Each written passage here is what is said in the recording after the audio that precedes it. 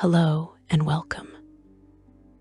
Before the first spell was ever cast, before the first wizard spoke an arcane syllable, before the weave itself existed as the invisible network connecting all magic across the planes, there was a price paid in divine blood and cosmic agony. You have studied the weave.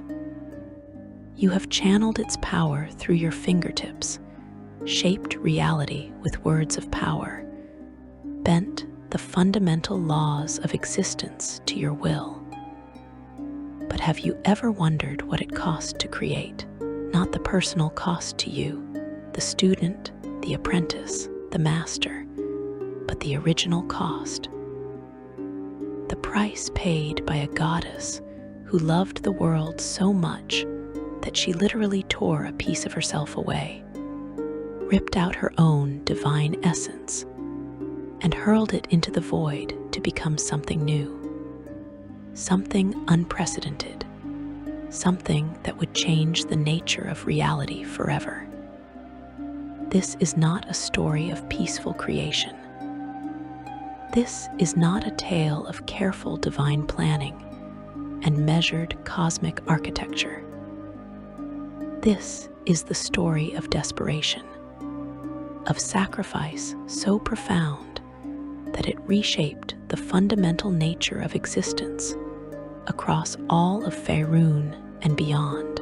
This is the story of how Selûne, the Moon Maiden, the Lady of Silver, the goddess of light and navigation and hope, destroyed a part of herself to save everything she loved. This is the story of how magic itself was born not from careful study or ancient formula, but from divine agony and celestial blood.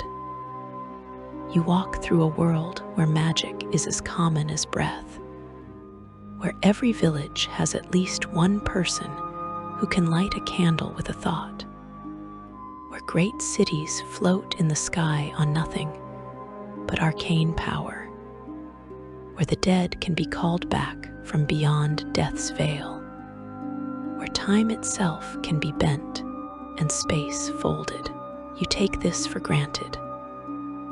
But none of it, not one single spell, not one cantrip, not one whispered word of power, would exist if Selûne had not made a choice in a moment of absolute desperation during a war that predates all recorded history, all written word, all mortal memory.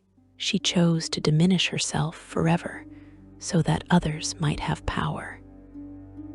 She chose incompleteness so that the world could have hope. Let yourself drift backward through time, past the kingdoms you know, past the empires recorded in history, past the age when elves first walked beneath the trees and dwarves delved their first halls into mountain stone. Go further back, past the dawn of mortal life entirely, past the first breath of the first living thing, past the moment when Chantia first stirred and brought forth the possibility of growth and life. Go back to the beginning, to the time before time had meaning, to the moment when Toril itself was nothing but cosmic potential, a sphere of possibility floating in an infinite darkness.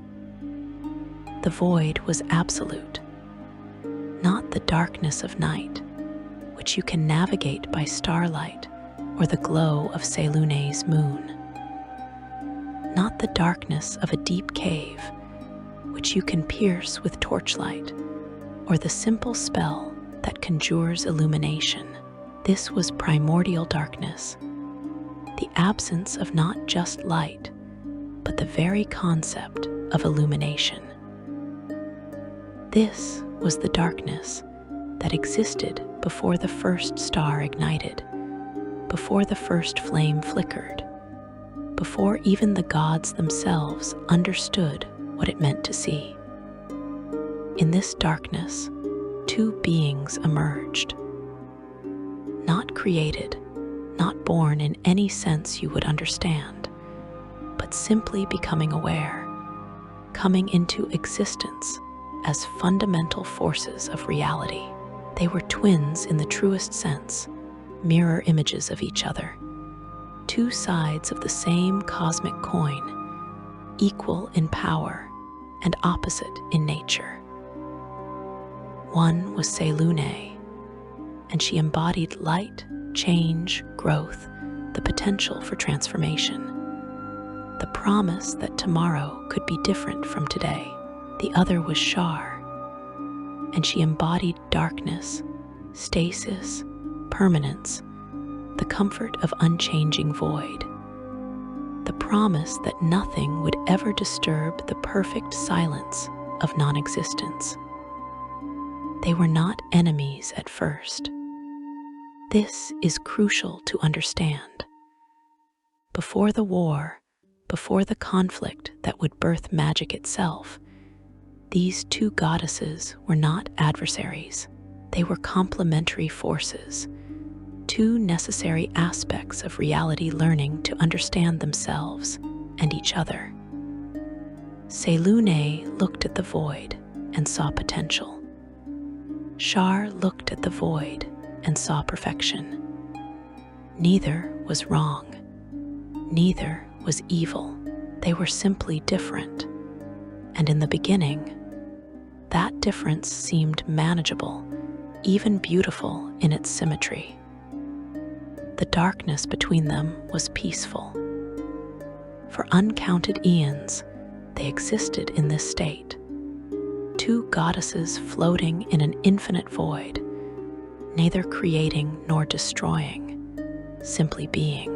Selûne would occasionally flicker with light, testing her nature, exploring what it meant to illuminate. And Shar would gently dim that light, returning it to comfortable darkness. Back and forth they went, light and shadow, illumination and obscurity, a cosmic dance without audience or purpose beyond their own exploration of existence. But then something changed. From the void itself, or perhaps from the interaction between light and darkness, between potential and stasis, a third consciousness emerged. This was Chantia, and she was fundamentally different from the twin goddesses who preceded her, where Selûne and Shar were abstract concepts given divine form. Chantia was concrete, tangible, immediate. She embodied not the potential for life or the absence of life, but life itself in all its messy, chaotic, beautiful complexity. She was earth and soil, growth and decay, the endless cycle of birth and death and rebirth that would come to define the mortal experience. Chantia's emergence changed everything. She needed warmth to fulfill her nature. The plants she would create, the animals she would nurture, the ecosystems she would balance required light and heat.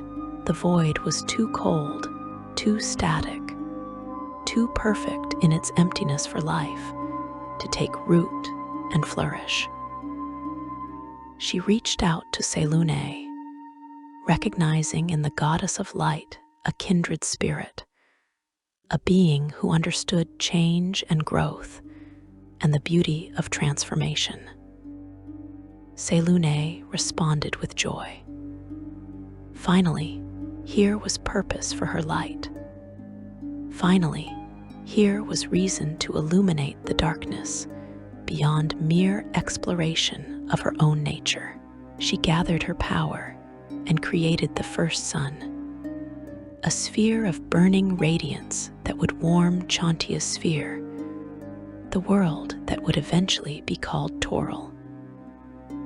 The light flooded across the cosmos, brilliant and warm and full of promise. Shar saw this, and for the first time in her existence, she felt something new. Not anger, not exactly, but a deep and profound disturbance. The perfect darkness was broken. The comfortable void was violated. The peace she had known since the beginning of her consciousness was shattered by this burning sphere of intrusive illumination. More than that, she saw what this meant. Light would bring change. Change would bring life. Life would bring motion and noise, and the endless, exhausting chaos of existence. The void would never again be perfect. She reached out to Chantia, pleading with her sister goddess to understand. The darkness was not evil. The void was not emptiness. In the perfect silence of non-existence, there was peace, freedom from suffering, liberation from the pain that would inevitably come with life and consciousness, and all the complications they brought.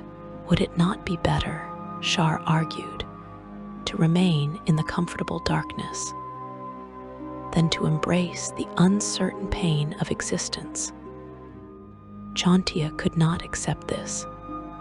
To her, life was not optional. It was not a choice between peace and chaos, between comfort and suffering. Life was fundamental to her nature, as fundamental as darkness was to Shar or light was to Selûne. She could no more choose not to create life than Selûne could choose to stop being light, or Shar could choose to cease being darkness. They were not merely goddesses who controlled these things. They were these things given consciousness and will. The divide between Selûne and Shar, which had seemed so manageable when they were simply two abstract forces in an empty void, suddenly became absolute. On one side stood Selûne and Chantia, allies in creation, partners in bringing forth light and life, and all the complicated beauty they would generate.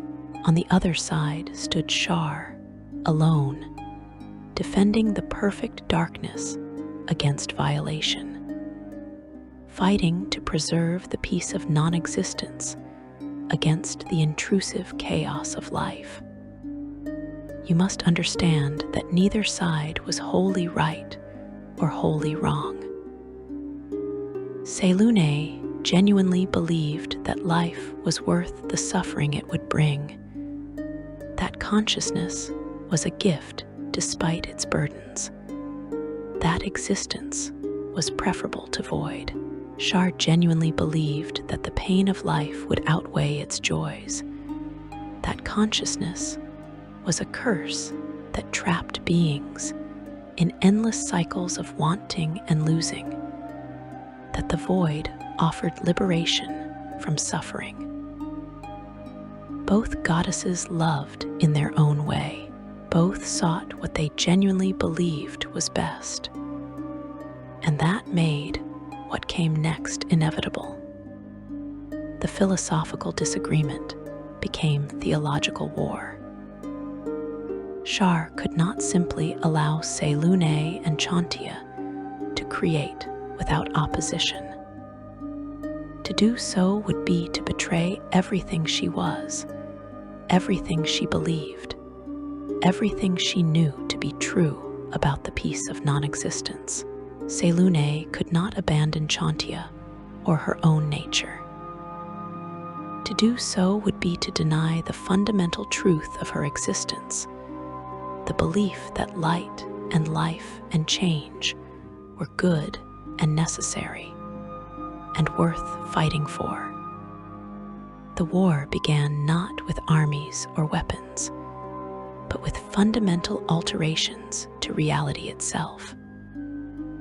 Shar reached into the cosmos and pulled the warmth away from Toril, trying to freeze the nascent world before life could take root.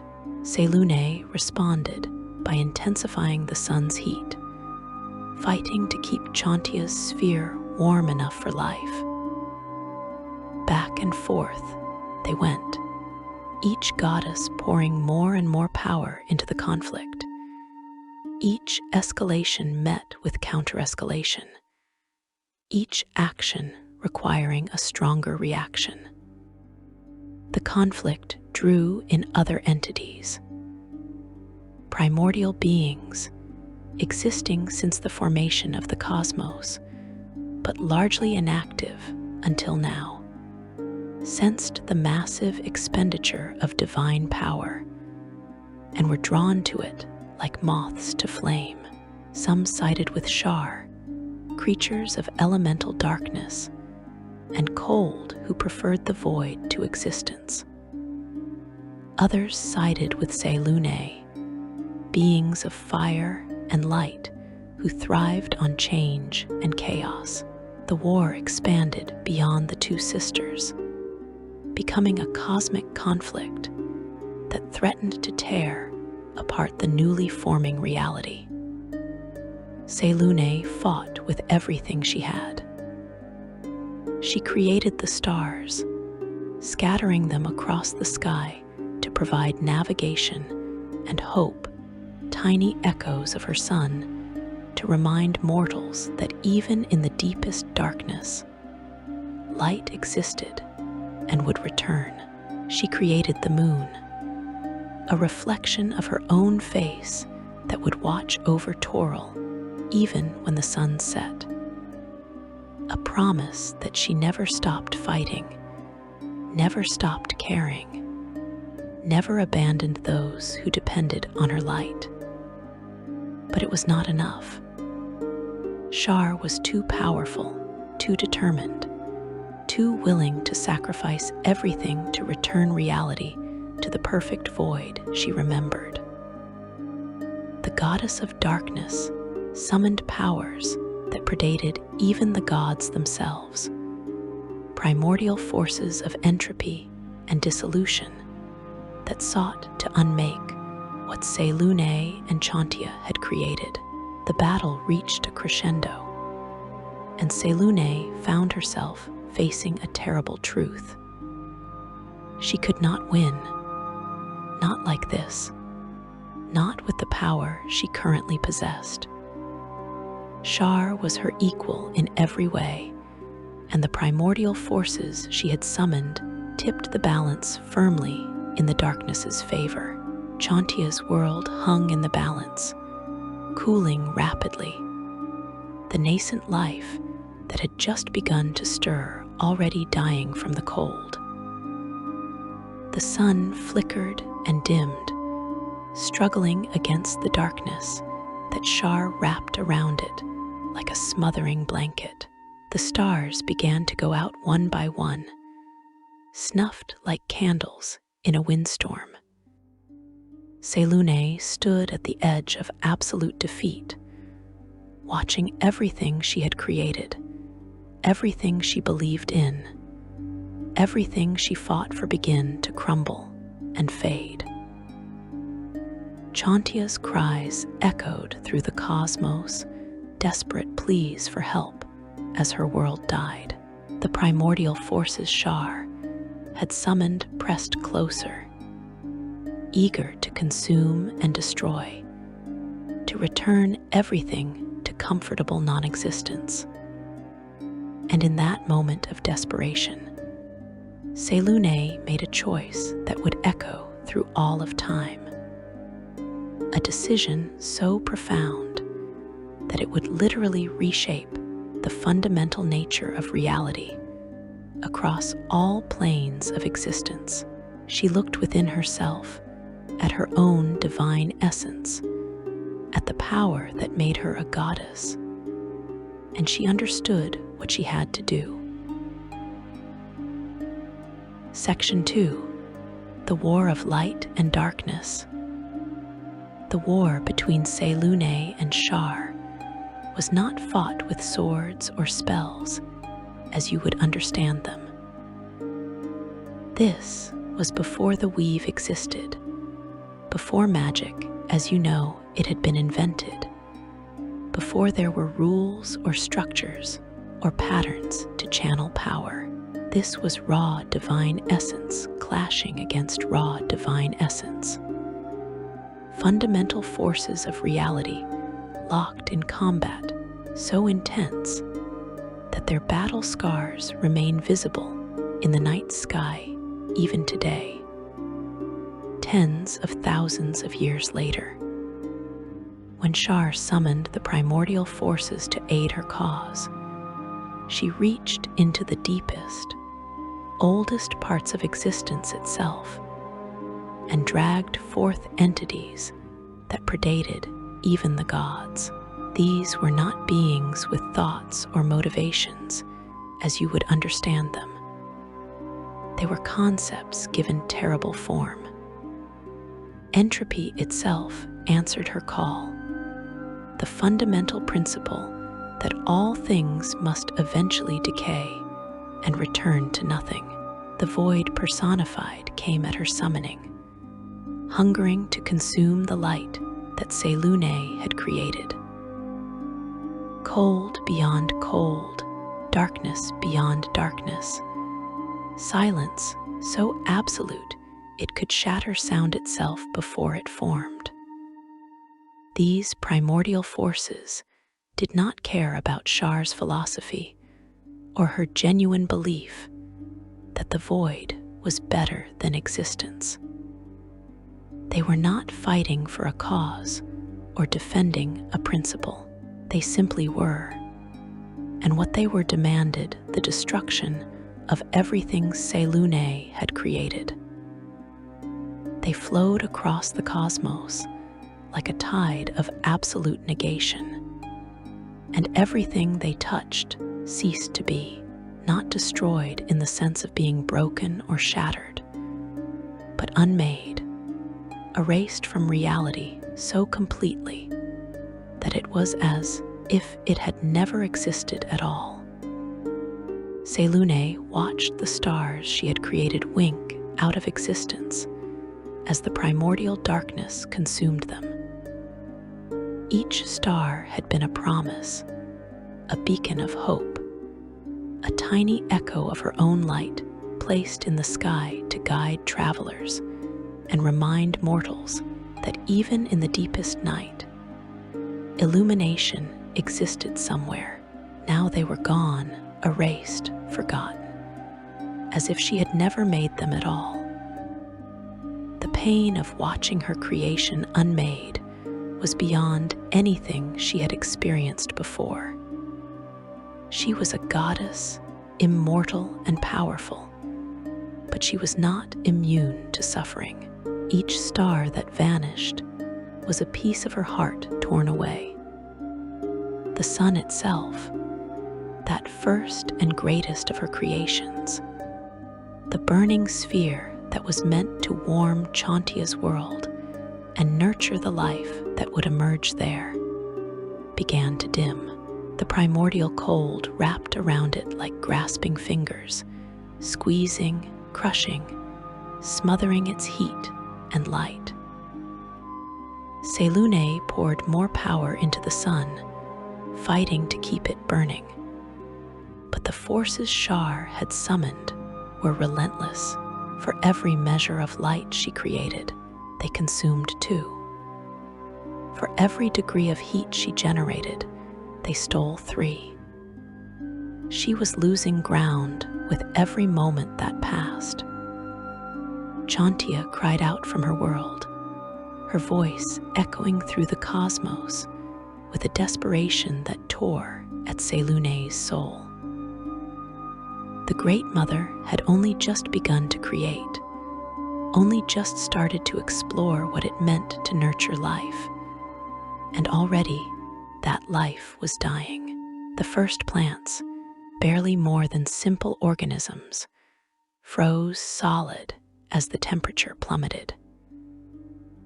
The first animals, primitive creatures that had only just developed the ability to move on their own, grew sluggish and still as the cold seeped into their bodies.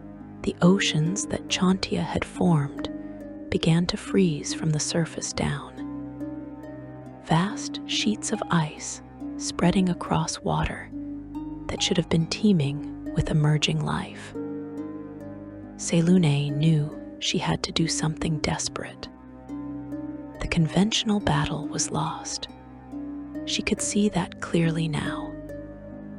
Shar, aided by primordial forces older and more powerful than either of them, would win if the conflict continued on its current course. The sun would go out. The world would freeze.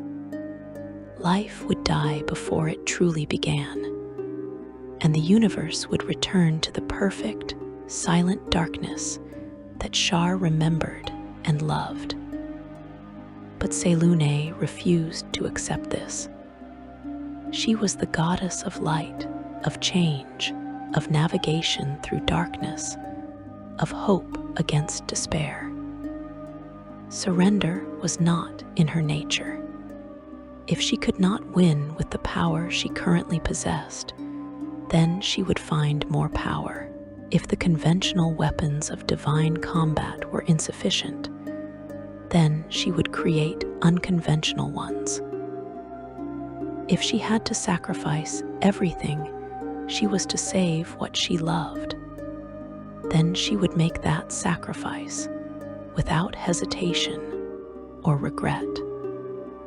She gathered her essence, pulling it together from across the cosmos, calling back every fragment of her power that she had spread throughout creation.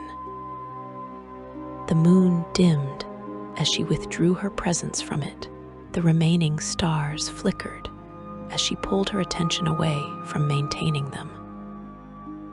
She let the sun dim further, not because she had given up on it, but because she needed every particle of her power concentrated in one place for what she was about to attempt.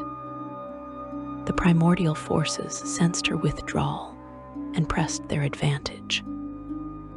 The darkness surged forward, consuming more of reality with each passing moment. Shar herself advanced, believing that Selûne had finally accepted defeat, that her sister goddess had at last understood the futility of fighting against the inevitable return to void. The goddess of darkness reached out, ready to embrace her sister and welcome her back into the comfortable non-existence they had once shared. But Selûne was not retreating. She was preparing. With all her power gathered, compressed, focused into a single point of absolute divine essence, she struck at the primordial forces with a fury that shook the foundations of reality.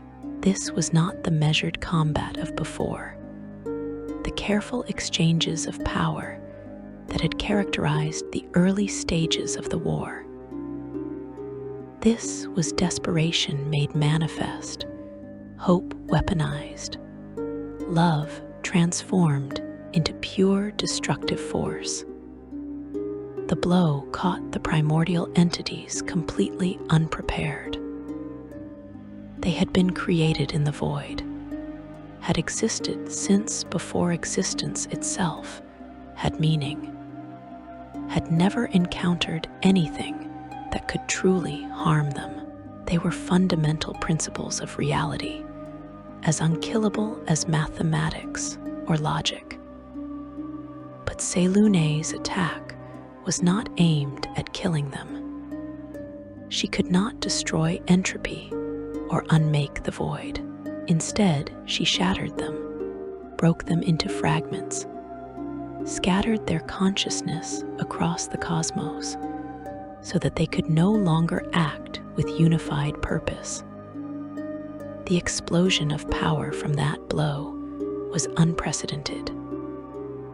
Divine essence mixed with primordial force, mixed with the raw stuff of uncreated reality.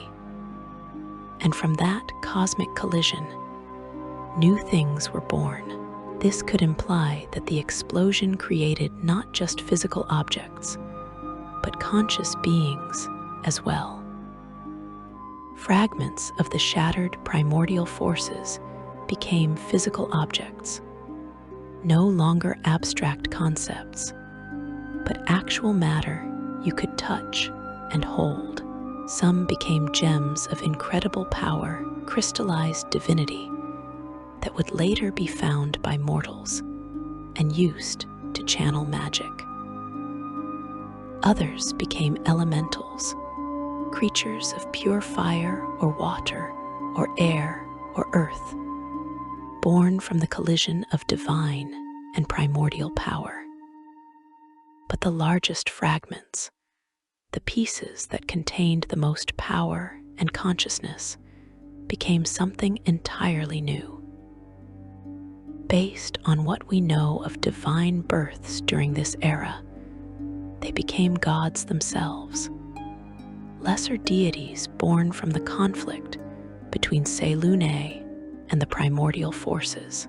Some were benevolent, inheriting Selûne's love of light and life. Others were malevolent, carrying forward the primordial desire to unmake and destroy. Still, others were neutral, embodying aspects of reality that were neither good nor evil, merely necessary. Shar recoiled from the explosion, her own essence scorched by the backlash of such massive power being released in a single moment. For the first time since the war began, she felt something that might have been fear. Her sister had always been her equal in power, neither stronger nor weaker, perfectly balanced in all things. But this attack had not come from an equal. It had come from a goddess who had pushed herself beyond her limits, who had poured out more power than she should have been able to access, who had literally burned parts of her own divine essence as fuel for a strike of such devastating magnitude that it had shattered entities older than the gods themselves. The cost to Selûne was immediate and terrible. She had overextended herself, spent more power than she could afford, burned through reserves that would take eons to replenish. She felt herself diminishing, her divine essence thinning, her power waning like the moon moving from full to new. Parts of her that had been strong and vital now felt weak and uncertain. Abilities she had taken for granted suddenly required effort and concentration. She was still a goddess, still immortal and mighty, but she was no longer what she had been before that strike. But she had bought time. The primordial forces were scattered, no longer able to coordinate their attacks or press their advantage. Shar was wounded, her own power diminished by the backlash of the explosion. The immediate threat to Chantia's world had been pushed back, at least temporarily. The sun still burned, though dimly. The oceans remained liquid, though ice crusted their edges.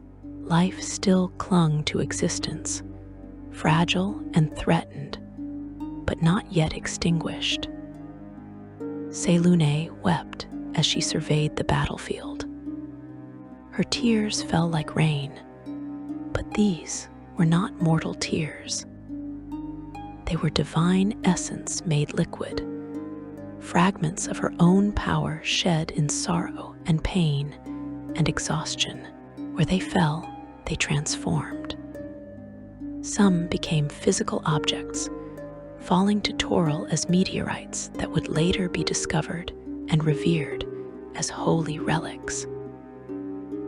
Others remained in space, becoming what are now known as the Tears of Selûne, an asteroid belt that orbits between the Moon and Toril itself.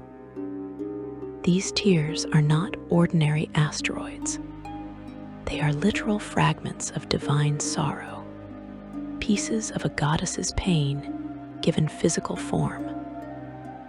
When you look at them through a telescope or encounter them in spell-jamming vessels, you are seeing the price she paid for that desperate strike, the cost of pushing herself beyond her limits to save the world she loved. Some contain ice, preserving the frozen tears of a goddess. Others glow faintly with residual divine power, still carrying echoes of Selûne's essence after all these millennia. Some of her tears fell upon Shar, splashing against the goddess of darkness. The creation myths suggest this caused Shar tremendous pain, as the two opposing essences reacted violently against each other. Where Shar was void and absence and negation, Selûne's tears were presence and existence and affirmation. The two essences could not coexist peacefully. They reacted catastrophically, and from this reaction, it is said that darker entities were born, creatures that embodied the conflict between the sister goddesses. Other tears fell on Chantia's world, landing in the oceans and mountains and valleys that the Great Mother had formed. They sank into the earth and were absorbed by the soil, mixing with Chantia's essence, creating places of power where divine energy pooled and concentrated. These sites would later become sacred to druids and clerics, locations where the barrier between divine and mortal realms grew thin, where prayers were more easily heard and miracles more readily manifested. The war was not over. Shar recovered from the strike, though she was diminished as Selûne was diminished. The primordial forces, though scattered, were not destroyed. They would regroup eventually, drawn back together by the fundamental nature of what they were. But the balance had shifted. Where before Shar had held overwhelming advantage, now the sisters were more evenly matched, both wounded, both weakened, both desperate. They fought on, through ages uncounted, through spans of time so vast that mortal minds cannot comprehend them. The war between light and darkness continued. Mountains rose and fell on Chantia's world below, shaped by the impact of divine conflicts fought in the heavens. Oceans boiled and froze and boiled again as the battle's heat and cold washed over them. The primitive life that Chantia nurtured learned to hide during the worst of the conflicts, developing instincts that would be passed down through generations, an unconscious awareness of divine power that mortals still carry today. Selûne created new weapons. She forged armaments from her own essence, swords of pure light that could cut through darkness itself, shields that reflected Shar's attacks back at her, armor that embodied everything Shar hated about existence, but each weapon cost her more of herself. Each creation meant sacrificing another piece of her divine essence, burning more of her power, diminishing herself further. Shar created her own armaments. She wove darkness into physical form, creating voids that could swallow light and trap it forever. Nets of shadow that could snare and bind even divine beings. Weapons that inflicted not wounds, but absence, removing pieces of Selûne's essence so completely that even the memory of them faded. The goddess of darkness poured her conviction and determination into these creations, making each one more effective than the last. The newly born gods watched this conflict and chose sides. Some joined Selûne, believing in light and life and the value of existence. Others joined Shar, convinced that non-existence was preferable to the suffering that consciousness brought. Most remained neutral, unwilling to commit themselves to either side of a war that seemed to have no possible resolution. A conflict between two equal and opposite forces that might literally continue forever. Chantia begged them both to stop. The Great Mother had not wanted this. She had never intended for her need for warmth to spark a war that would reshape the cosmos. She pleaded with Selûne to accept some compromise, to find some middle ground where both light and darkness could exist without this constant, devastating conflict. She begged Shar to see that life was not the enemy, that existence did not have to mean suffering, that consciousness brought joy as well as pain. Neither goddess could accept compromise. This was not a disagreement that could be resolved through negotiation or middle ground. This was fundamental opposition, two incompatible visions of what reality should be.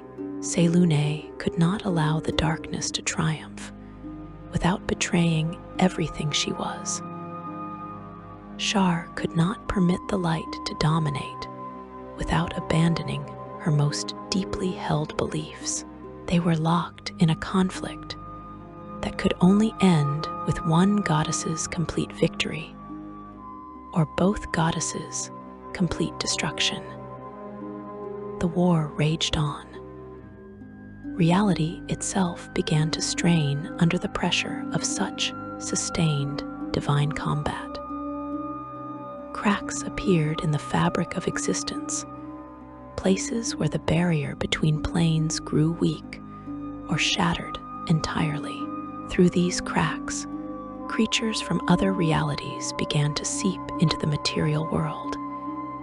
Entities that had never been meant to exist in the same space as Toril.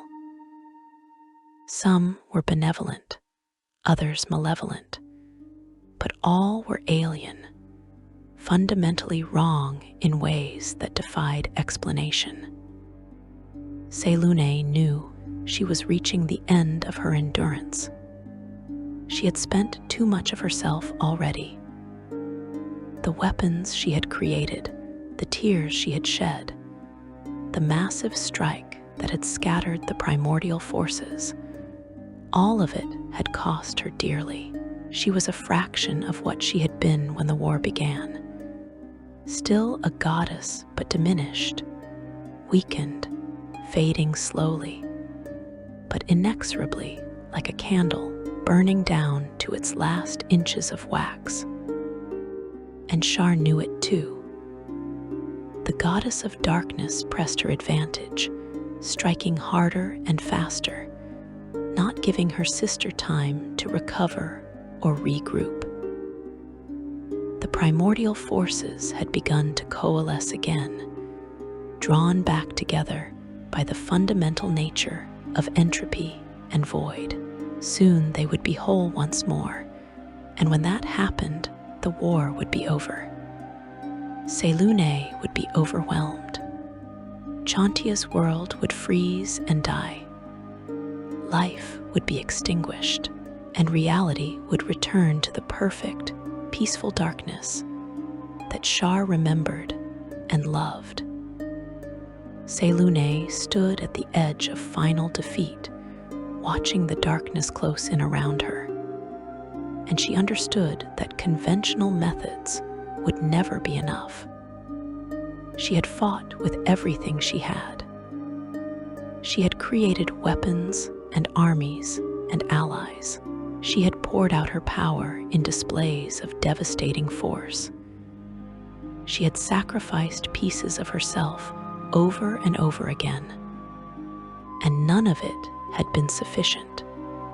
She needed something more, something unprecedented, something that would change the fundamental rules of the conflict. She needed raw power, unfiltered and unchanneled power that could be wielded by beings other than gods.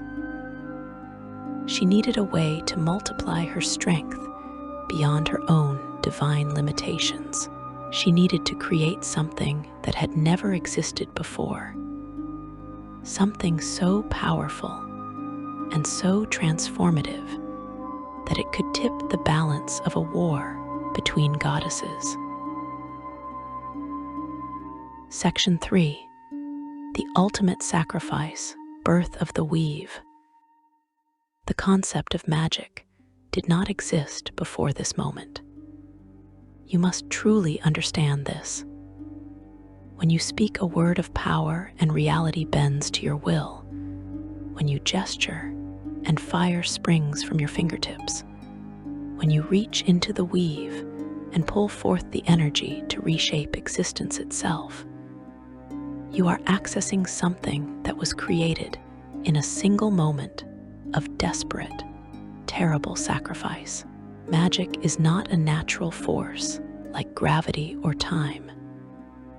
It is not an inherent property of the universe like space or matter. Magic is divine essence made accessible to mortals. Magic is a goddess's heart torn out and transformed into power that anyone can touch. Selûne stood alone in the dying light of her sun, surrounded by the encroaching darkness that Shar commanded, and she looked within herself for an answer. She had already spent so much of her essence. The tears she had shed still orbited the world as glowing reminders of her grief. The weapons she had forged had cost her dearly. The great strike that had shattered the primordial forces had diminished her in ways she was only beginning to understand. She was already less than she had been, already weakened, already fading. But it was not enough. Nothing she had done was enough. Shar was too powerful, too determined, too utterly convinced of the righteousness of her cause. The goddess of darkness would never stop, never surrender, never accept compromise. She would fight until the last star went dark, until the final ember of warmth faded from the cosmos, until everything Selûne had created was unmade and forgotten. And at the current rate of battle, with Selûne growing weaker, while Shar's primordial allies regrouped and regathered their strength, that ending was not merely possible.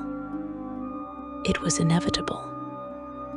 Selûne needed something that would change the fundamental nature of the conflict. She needed power that could grow and multiply beyond her own divine limitations. She needed allies who could wield force comparable to a goddess without being gods themselves. She needed to democratize divine power, to make it accessible to beings who were not born with it, to create a tool that anyone could learn to use if they had the dedication and will. The answer came to her not as a sudden revelation, but as a slow, dawning horror. She understood what she needed to do. She understood the cost it would require. And she understood that she had no choice but to pay that cost, because the alternative was the death of everything she loved. She would have to tear out a piece of her own divine essence. Not the surface pieces she had already shed as tears or forged into weapons. Not the power she had burned in combat or the strength she had spent in creation. She would have to reach into the very core of what made her a goddess, grasp the fundamental aspect of her divine nature, and rip it free from herself. She would have to mutilate her own soul, damage herself in ways that could never fully heal, diminish herself so profoundly that she would never again be what she had been before this moment. And then she would have to give that piece away.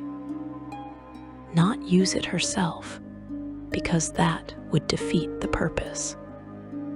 Not keep it as a weapon in reserve, because the whole point was to create something beyond her own limitations. She would have to take the most precious, most fundamental piece of herself and offer it to the universe itself. Transform it into something that others could access and use.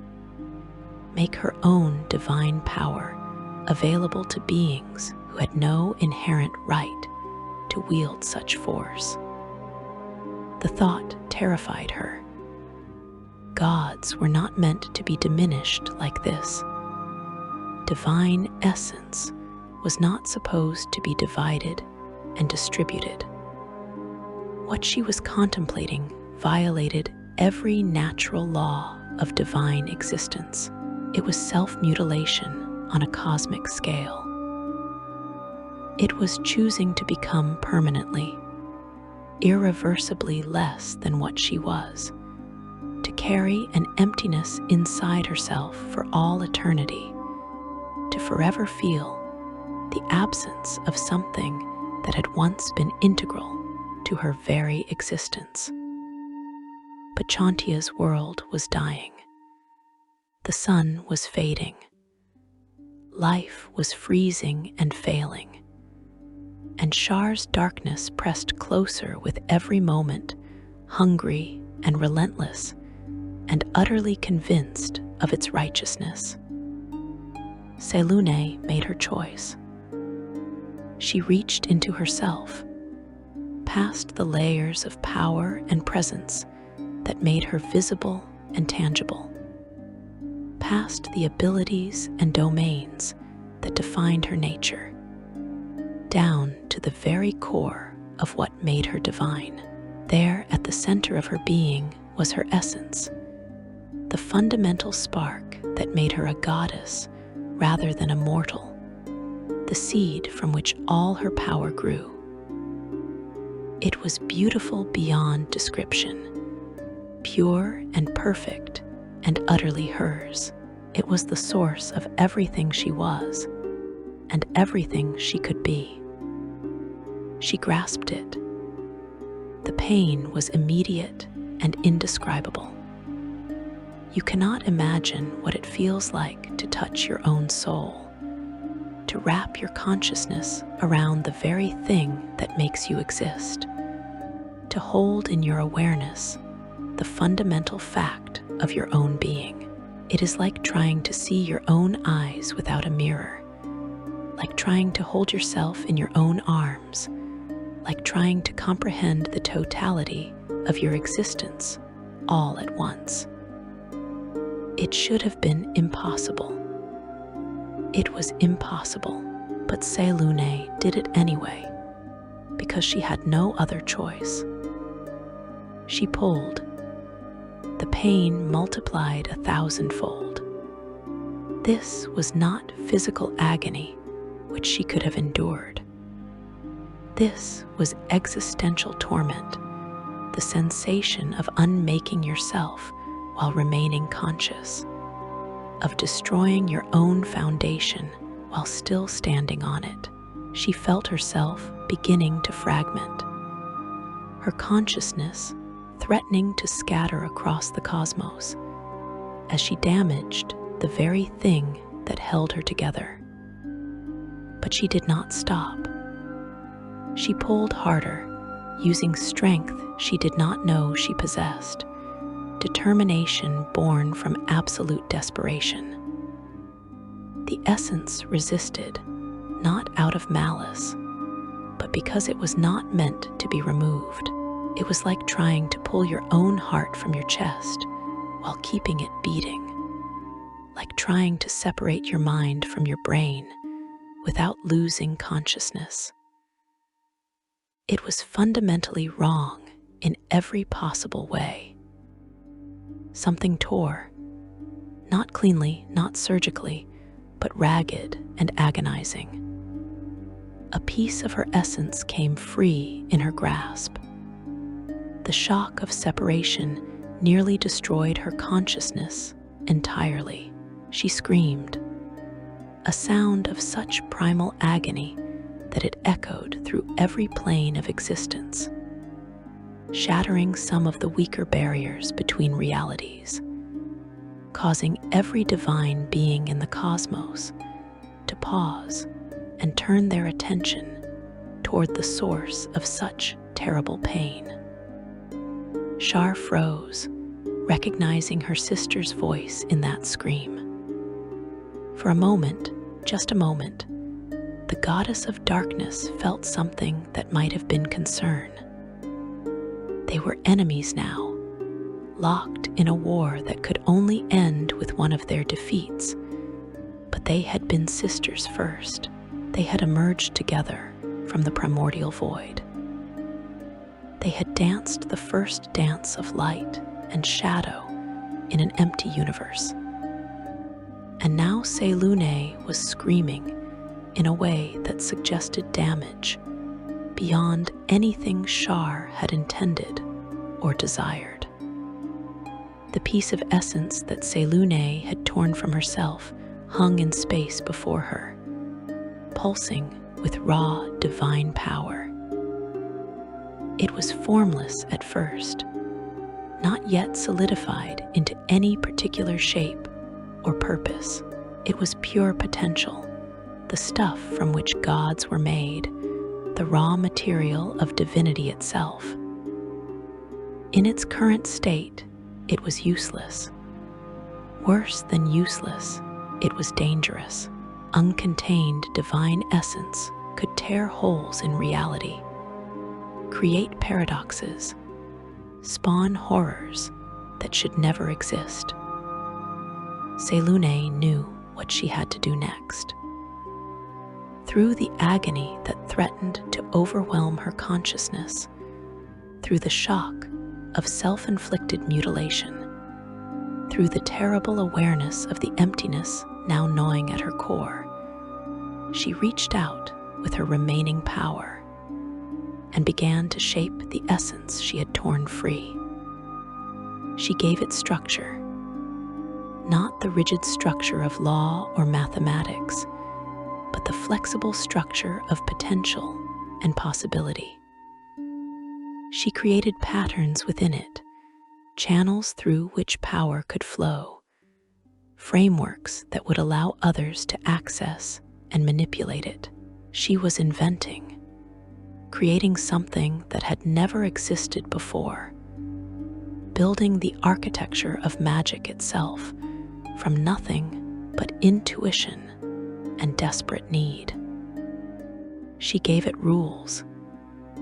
Not many, because too many restrictions would make it useless, but enough to prevent total chaos. The essence would respond to will and knowledge. It would require study and practice to master. It would have limits, boundaries beyond which even the most powerful user could not push. These rules were not meant to restrict, but protect, to ensure that what she was creating could be used without destroying reality in the process. She gave it accessibility. This was the crucial part, the whole reason for this terrible sacrifice. She opened the essence to the universe itself, creating pathways through which non-divine beings could reach it and draw upon its power. Mortals who did not yet exist would one day be able to touch what she had torn from herself. Creatures with no inherent magical ability would be able to learn to channel divine force. Anyone with sufficient dedication and understanding would be able to access power that had once been exclusively the domain of gods. And then she gave it independence. This was the final step, the one that would make her sacrifice truly irreversible. She severed the last connection between the essence and herself, cutting the final thread that bound it to her consciousness. It was no longer a piece of Selûne held at arm's length. It was its own thing now, separate and distinct, as independent as a child grown to adulthood and leaving home. She would never be able to reclaim it. The emptiness it left in her core would remain forever. A wound that could never heal because the piece that would heal it no longer belonged to her. The shaped essence hung in space, glowing with terrible beauty. It was not yet the weave as you know it. That would come later, with refinement and development and the touch of divine hands. But it was the seed from which the weave would grow. It was raw magic, unfiltered and pure. Divine power made accessible to anyone with the will to grasp it. And then something unexpected happened. The essence began to develop consciousness. This was not part of Selûne's plan. She had not intended to create a new god, had not meant to birth a divine being from her own substance, but the piece she had torn free was too large, too powerful, too fundamentally divine to remain mindless. It had come from the core of a goddess. It carried within it the spark of divinity itself, and that spark, given independence and structure and purpose, began to awaken. A new awareness emerged from the swirling divine essence.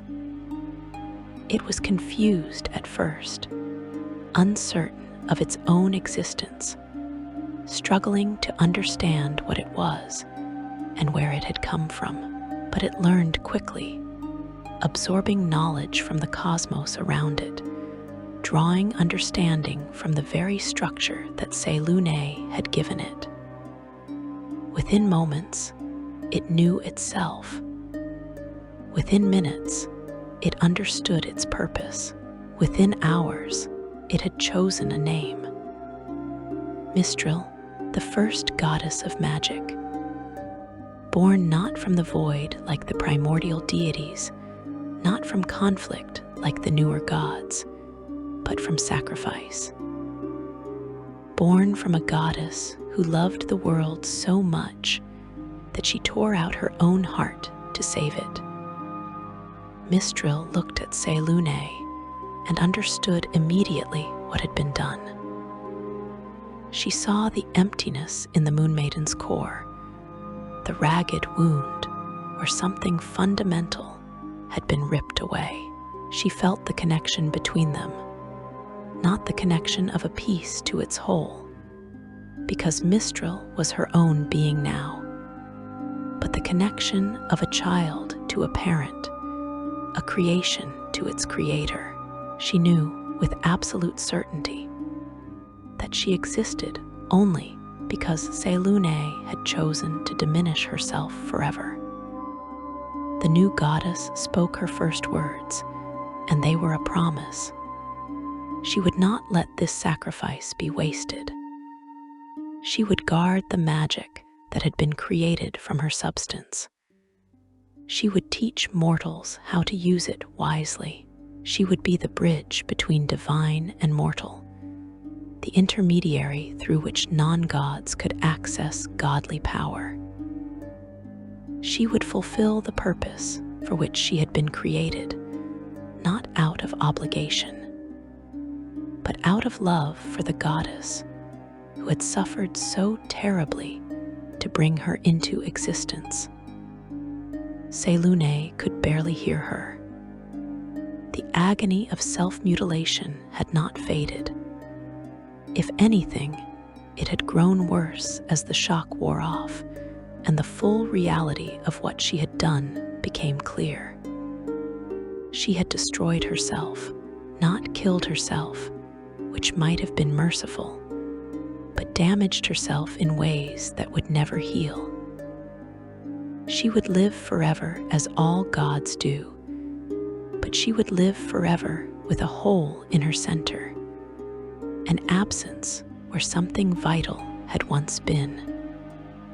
But she had succeeded. Magic existed now.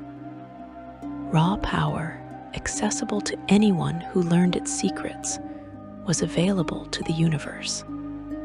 And more than that, magic had become a goddess in its own right, a divine being who would protect and nurture and guide the development of this new force.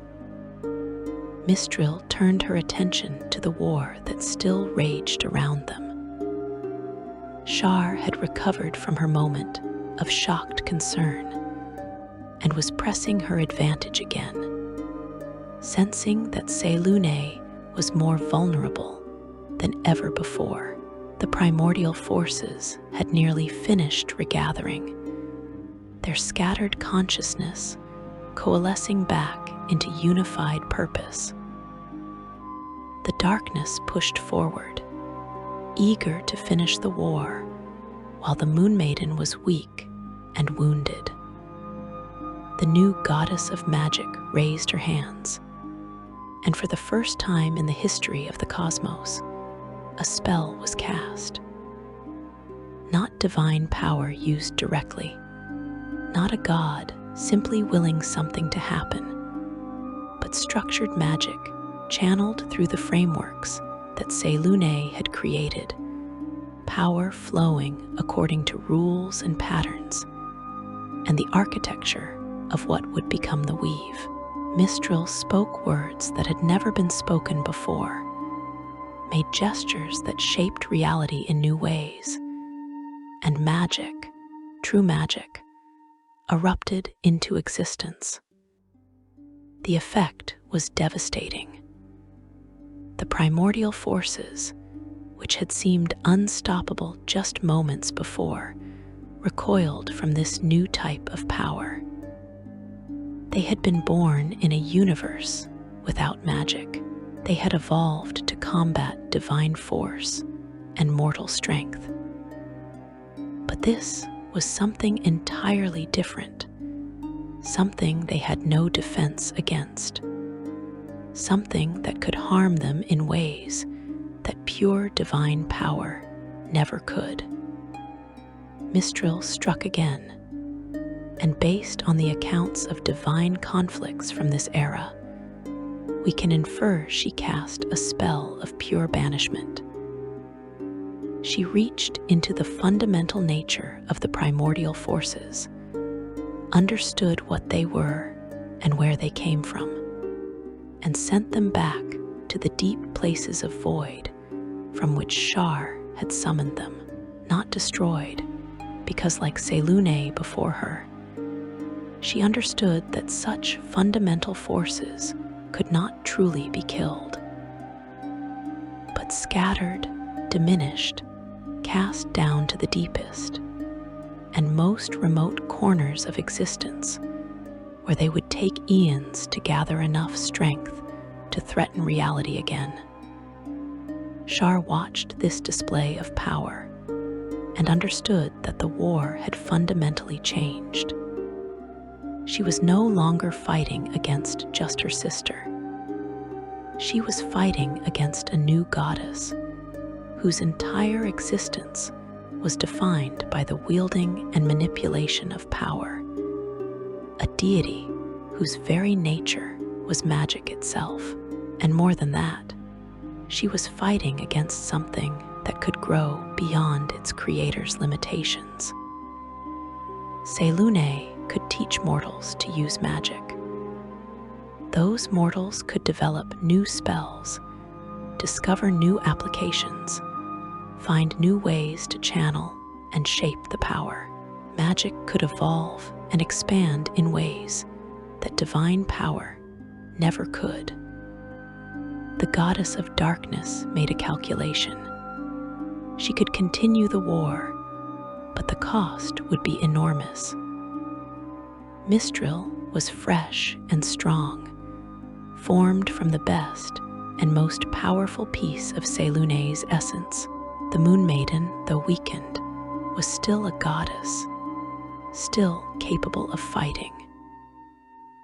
And now they had an ally in Chantia, who understood that Mistral's creation had saved her world and the life that was beginning to flourish there.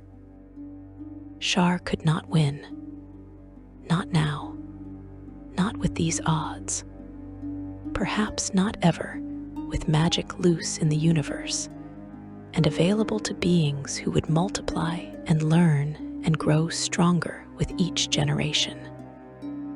She withdrew, not surrendering because Shar never surrendered, not accepting defeat because in her mind the war was not over, merely paused. She pulled back the darkness, recalled what remained of her primordial allies, retreated to the deep shadows and empty spaces where light did not reach. She would wait. She would watch. She would look for another opportunity, another way to return reality to the perfect void she remembered. The war was not over. It would never be over. But this battle was lost. Selûne collapsed. The temporary strength that desperation had granted her faded, and she fell into a state of near unconsciousness, her mind retreating from the unbearable reality of what she had done to herself. Mistral caught her, held her, poured magic into her in a futile attempt to heal wounds that could never truly mend. Chantia came to them both, wrapping them in her nurturing presence, trying to offer comfort to a goddess who had sacrificed everything for her sake. The sun brightened. With Shar withdrawn and the primordial cold banished, warmth returned to the cosmos. Light flooded across Chantia's world, melting the ice that had formed, reviving the struggling life that had nearly perished. The Great Mother's joy was palpable, a wave of relief and gratitude that swept across creation. But Selûne could not share that joy. She could feel only the emptiness inside her, the absence of something that had once been integral to her existence. She had won the war, but the victory felt hollow. She had saved the world, but the cost was herself. She had created magic, but in doing so, she had destroyed a part of what made her divine. She would recover in time. She would learn to function with the wound in her core. She would continue to be the Moon Maiden, the Lady of Silver, the goddess of light and hope and navigation through darkness. But she would never be whole again. She would forever carry the scar of this sacrifice. a reminder of the price she paid to save everything she loved. And that is how magic was born, not from study or discovery, not from natural forces or cosmic accident, but from a goddess who loved the world so much that she tore out her own heart and gave it to the universe, who chose incompleteness over allowing everything she cherished to die, who made a sacrifice so profound that it echoes through every spell cast and every magical ward raised and every arcane mystery studied. When you reach for the weave and pull its power into yourself, you are touching the legacy of that sacrifice. You are wielding a goddess's heart. You are casting with divine blood. Remember that. Honor it, and understand that magic is not a gift freely given. It is a sacrifice reluctantly made, a wound willingly suffered, a piece of divinity torn loose and offered to mortals because the alternative was worse than any pain. Section 4. Mistral to Mystra, the legacy transformed. Mistral was born from sacrifice, and perhaps that origin doomed her to an existence marked by death and rebirth, by endings and new beginnings, by the constant cycle of destruction and renewal. She was not like the other gods, where Selûne and Shar had emerged from the primordial void as fundamental forces, where Chantia had manifested as the embodiment of life itself. Mistral was something different. She was created, not emerged. She was given form through intention and desperate need. She was, in the most literal sense, a child of divine trauma. But what a glorious child she was.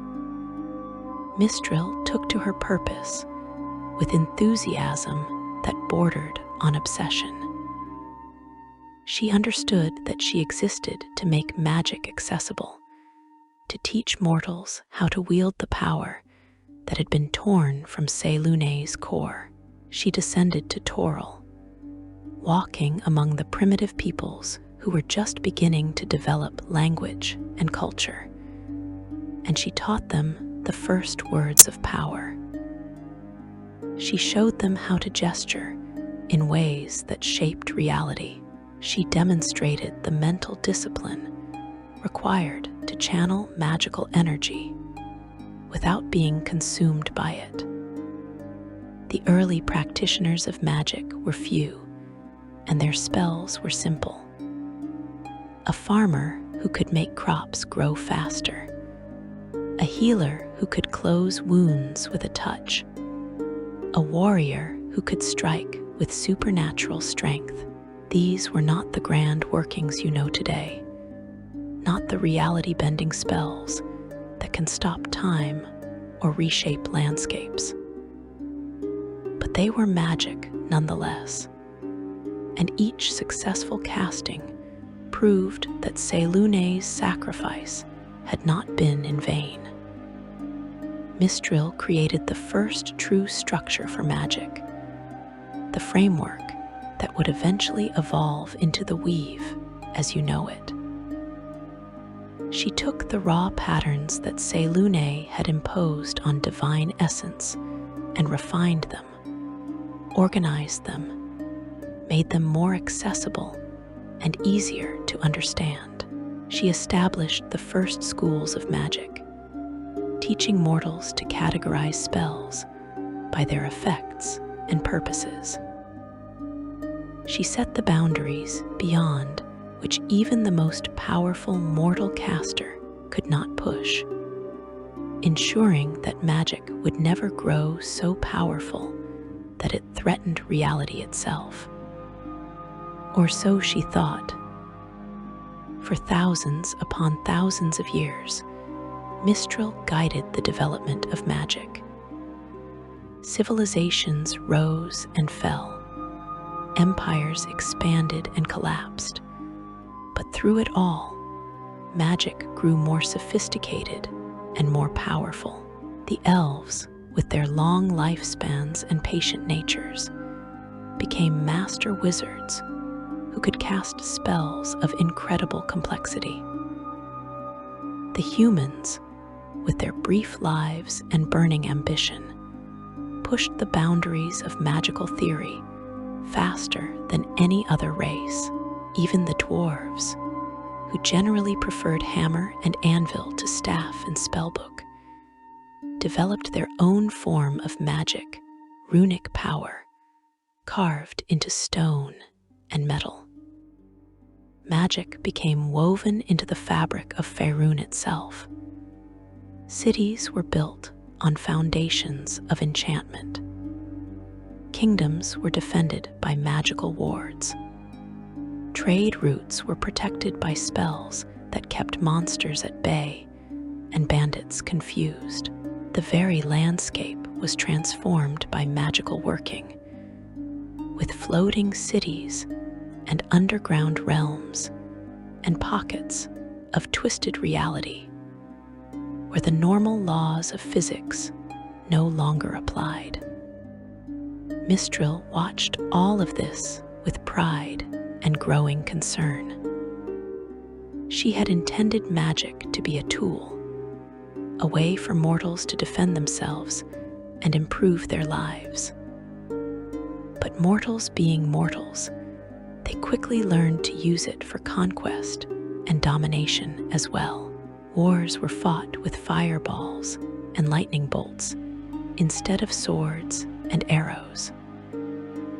Entire populations were enslaved through magical compulsion. Liches discovered how to cheat death itself, transforming themselves into undead horrors that would plague the world for millennia. But even the worst magical abuses were nothing compared to what one man would attempt in the year of sundered webs. -3,399 Dale reckoning. His name was Karsus, and he was the greatest wizard who had ever lived. Born in the floating city of Netheril, raised in a culture that viewed magic as the highest form of art and achievement, trained from childhood to push beyond every limit and boundary, Karsus achieved levels of magical power that no mortal before or since has equaled. He was not evil, you must understand. He was not a madman seeking destruction for its own sake. He was a patriot trying to save his homeland from annihilation.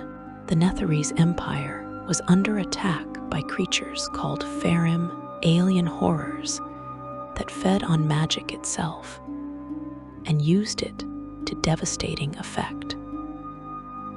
The greatest wizards of Netheril threw everything they had at these invaders, and it was not enough. The floating cities were falling one by one, crashing to the ground, as the magic that sustained them was consumed by the Farim. Karsus watched his world dying and knew that conventional magic would never be sufficient to save it. So he decided to attempt the impossible. He would become a god, not through prayer or worship or gradual ascension, but through a single spell of such magnificent audacity that even today, more than 5,000 years later, wizards speak of it in hushed, reverent tones. He would cast a spell that would allow him to steal the divine power of a god, to literally replace a deity and claim their domain and authority as his own. And the god he chose to target was Mistral. You understand why, of course. Mystril was the goddess of magic. If Karsus could take her place, if he could claim her divine authority over all magical working, then he would have the power to save Netheril. He could rewrite the laws of magic to make the Faerûn vulnerable. He could repair the damage they had done to the magical infrastructure. He could ensure that Netheril would never fall, that magic would continue to flourish forever under his divine guidance. He spent years developing the spell. It was magic on a scale that defied comprehension, a working so complex that it required the creation of entirely new theories of magical manipulation. He called it Karsus's avatar, and when he finally cast it in the year of sundered webs, it worked exactly as intended. For 17 seconds, Karsus was a god. He felt Mistril's consciousness flooding into his own, her divine awareness of every spell being cast across Faerûn, her understanding of magic's fundamental nature, her connection to the power that Selûne had torn from her own essence. The sensation was beyond anything mortal mind could comprehend. He was everywhere and nowhere. He could see every magical working, feel every channeling of power, sense every manipulation of the proto-weave. He was magic itself, made conscious and divine. And then he understood why no mortal should ever wield such power. The responsibility was crushing, literally unbearable to a mind that had not been designed to handle it. Every spell being cast across the entire world required Mistril's attention and guidance. Every magical item drew on her power.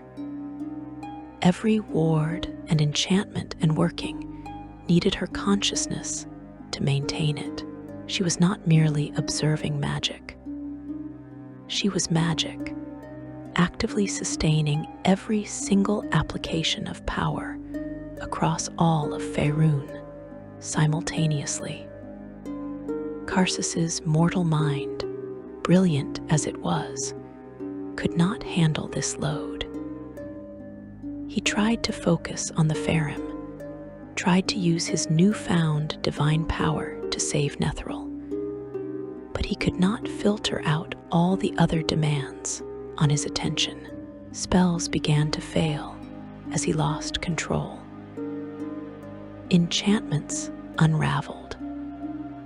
The magical infrastructure itself started to fray and tear as his mortal consciousness proved unable to maintain the intricate patterns that Mystril had sustained for millennia.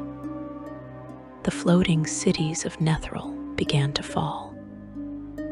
Not attacked by the Faerûn this time, but simply losing the magic that kept them aloft as Karsus struggled and failed to maintain magical stability. Millions of people plummeted to their deaths. The greatest magical civilization in Faerûn's history was destroyed in minutes, brought down not by external enemies, but by the catastrophic failure of a spell that its creator had genuinely believed would save them. Mystril, trapped in Karsus's spell, felt her consciousness fragmenting. She was still divine, still immortal, but she was being torn apart by the collision between her divine nature and Karsus's mortal limitations. She could feel magic itself beginning to unravel, sense the infrastructure collapsing, knew with absolute certainty that if this continued for even a few more seconds, magic would cease to exist entirely. Every spell ever cast would fail simultaneously. Every magical creature would die. Every enchantment would dissolve. And the power that Selûne had sacrificed so much to create would be lost forever. She made a choice that echoed her creator's sacrifice. If her existence was causing magic to collapse, then she would cease to exist. If her divine consciousness could not coexist with Karsus's mortal hijacking of her power, then she would end her consciousness. If the only way to save magic was to die, then she would die willingly and without hesitation. Mystra, the first goddess of magic, born from Selûne's divine essence, chose her own death to prevent magic's complete destruction. She did not fight Karsus or try to reclaim her power. She simply let go, releasing her hold on divinity and consciousness and existence itself. Her divine spark, the piece of Selûne that had gained awareness and become its own being, extinguished like a candle flame in strong wind. Karsus fell with her, his mortal form unable to contain divine power without Mistral's consciousness to guide it. He did not have time to scream or realize what had happened. One moment, he was a god. The next, he was dead, transformed instantly into stone. His body crystallized and preserved as a monument to the most catastrophic magical failure in history.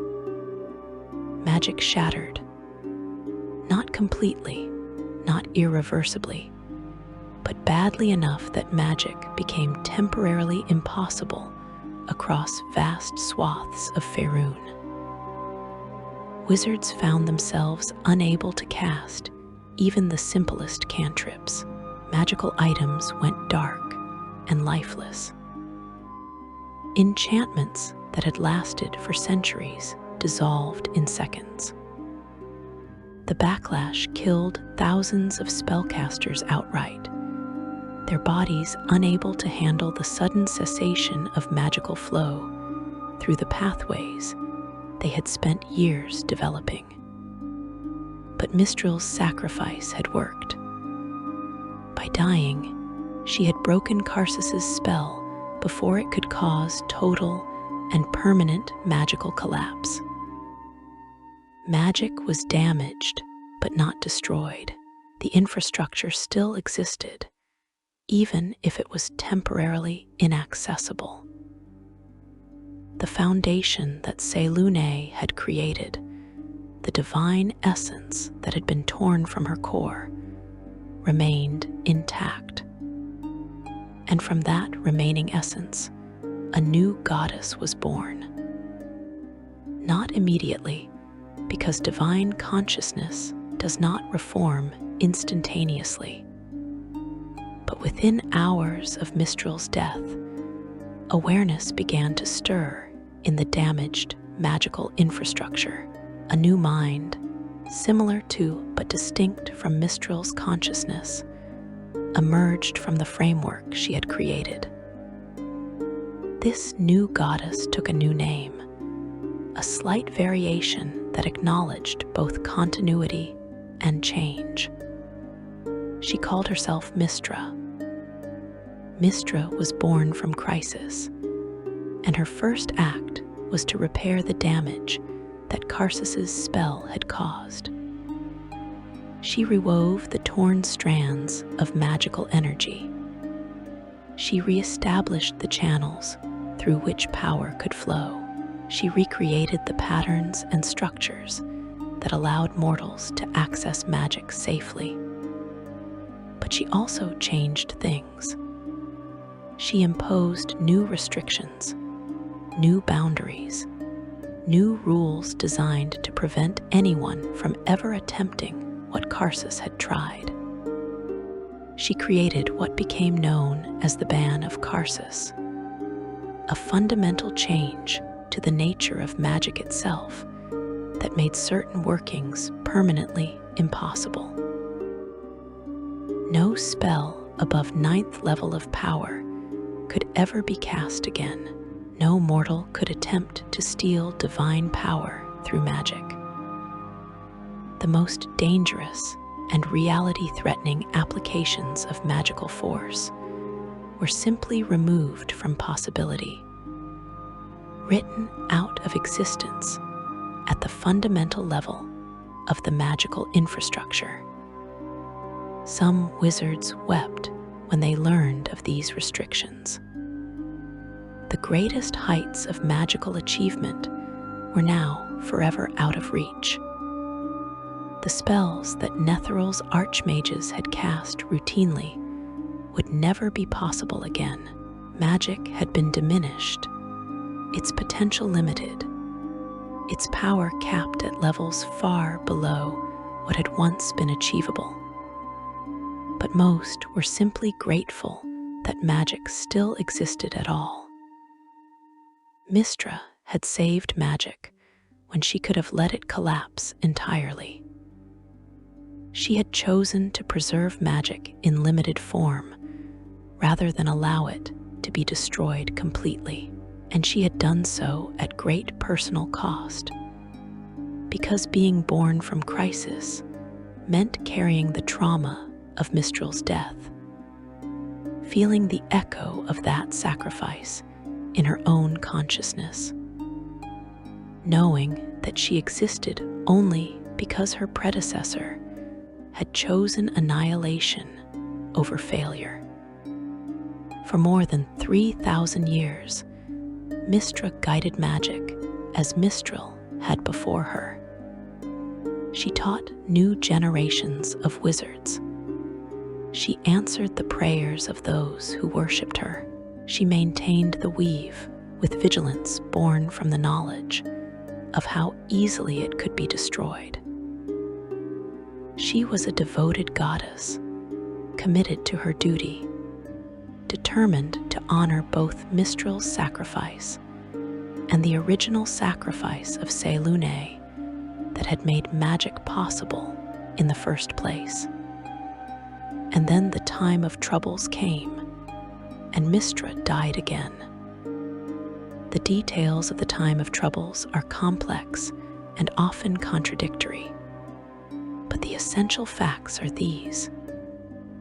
In the Year of Shadows, 1358 Dale Reckoning, 2 mortal wizards named Bane and Miakul stole the tablets of fate from Io, the over-god who stood above all other deities. As punishment, Io cast all the gods down from their divine realms, forcing them to walk Faerûn in mortal form until the tablets were recovered. Mystra attempted to return to her divine realm against Io's decree. She could not bear to abandon the weave, could not accept being separated from the magic she was meant to protect and guide. Io struck her down for this defiance, destroying her divine form so completely that nothing remained.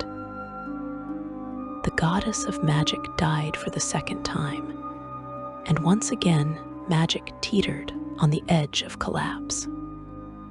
But the pattern of death and rebirth that had begun with Mistral continued with Mystra. From the scattered remnants of her divine essence, from the damaged but still functional structure of the weave, a new consciousness began to form. This one was different from either Mistral or the first Mystra before her.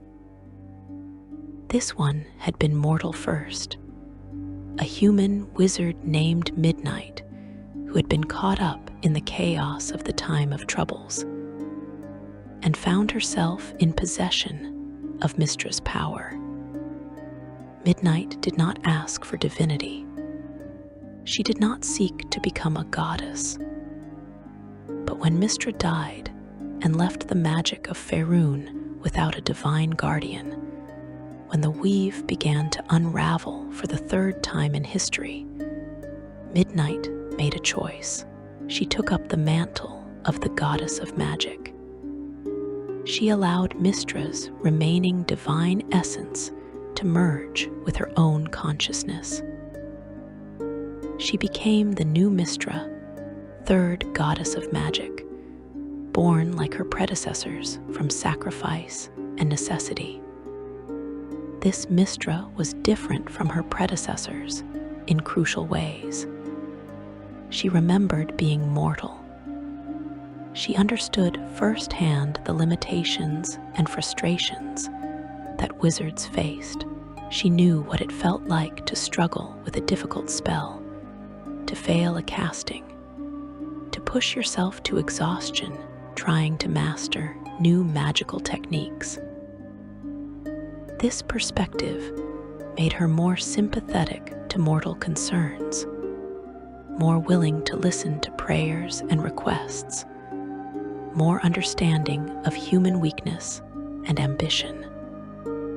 But she also carried the accumulated trauma of her previous incarnations.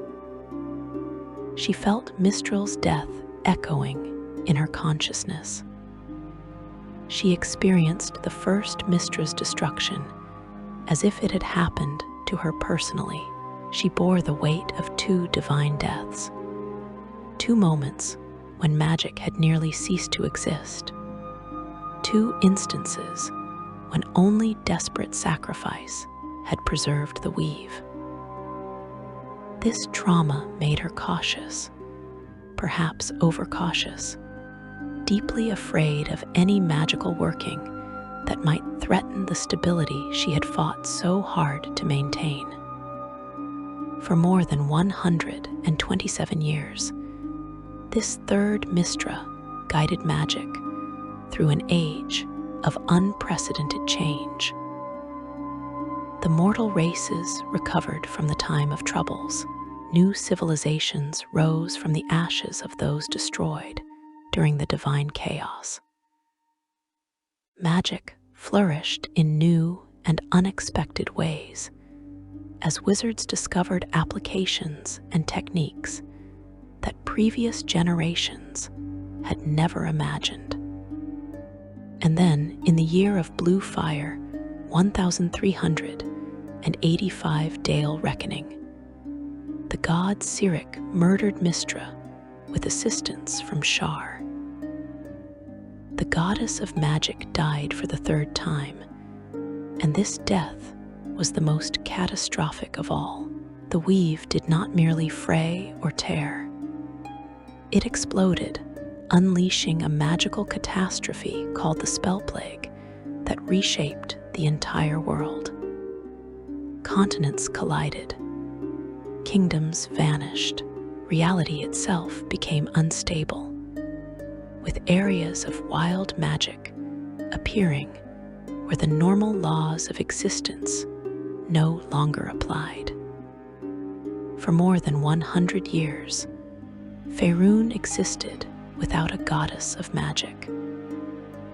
The weave was gone, replaced by a chaotic tangle of magical energy that barely functioned.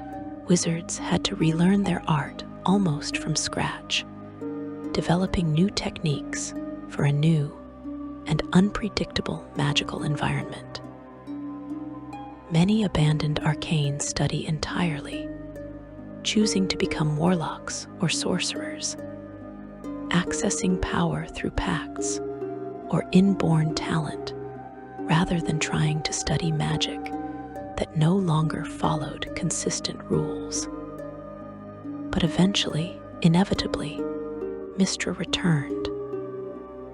The exact circumstances of her resurrection remain mysterious, but what is known is that around the year of the Scarlet Witch, 1479 Dale Reckoning, during what became known as the Second Sundering, she simply was again. the weave reconstructed itself. Magic stabilized. The goddess of magic, reborn once more, resumed her duties as if she had never been away.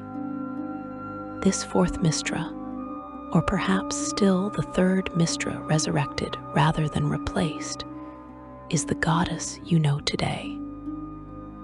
She has died 3 times and been reborn 3 times. She has witnessed the near destruction of magic repeatedly. She carries the accumulated trauma of multiple lifetimes, multiple deaths, multiple resurrections. She is cautious to the point of vigilance about threats to magical stability, and she maintains control over the weave with careful attention that brooks no challenge or deviation. But through all of these deaths and rebirths, through all the changes in personality and perspective that each new incarnation brings, one thing remains constant.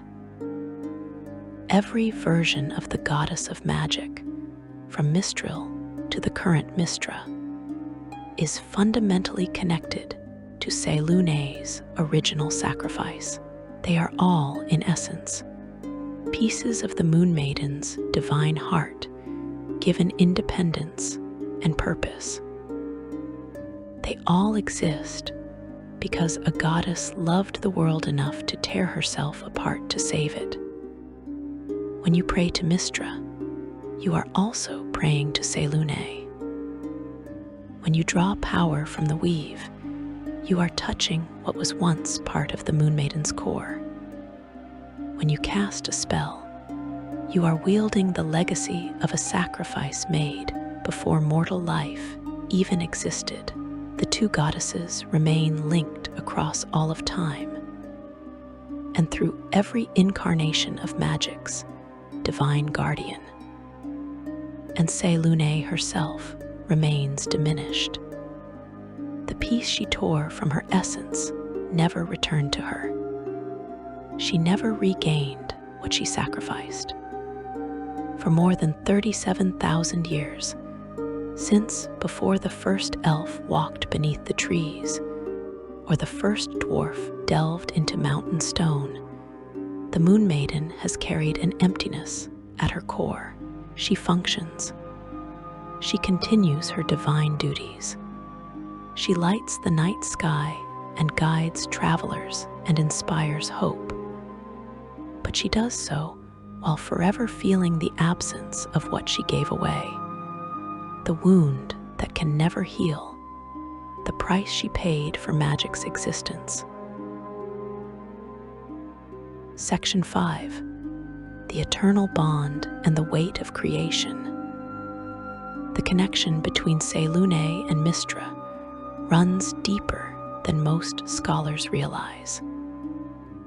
When you walk outside on a clear night and look up at the moon, you are seeing the face of the goddess who created magic. When you reach into the weave to cast a spell, you are touching what was once part of that same goddess's divine essence. The two are inseparable, bound together by a sacrifice so profound that it transcends the normal relationships between deities. Consider how magic responds to moonlight. Druids and rangers have known for millennia that spells cast beneath the full moon carry extra potency, that rituals performed under Selûne's direct gaze seem to channel power more smoothly and completely. This could imply the weave recognizing its origin, responding to the presence of the goddess from whom it was torn.